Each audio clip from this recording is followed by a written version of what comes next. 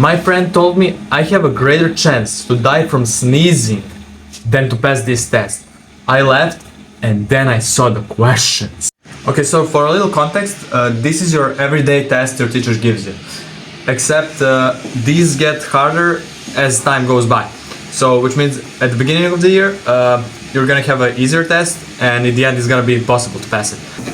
Before I get to an actual test, I gotta talk about the preparation for it, because we already know the questions in advance. You know, he already gives us the questions, and it usually goes from 12 to 24 questions, but for this test, it was like 24 full-on questions. Now, my friend found the answers to those questions, which sounded like heaven. You know, you already know the questions, you know the answers. All you gotta do is learn them. And then my friend said, you got a greater chance to die from sneezing than to learn all this.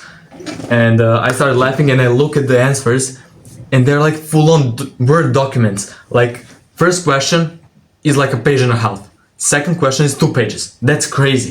Okay, I'm gonna need a lot of space for this one. So, we're divided to 2 groups, Group A and Group B. And each group has 3 randomly picked questions out of those 24.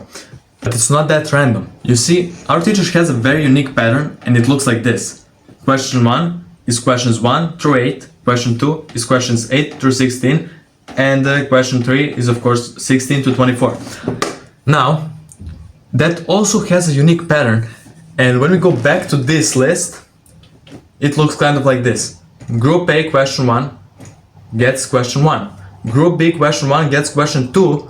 And by repeating this process, you can exactly know which 3 questions you're gonna get on your test.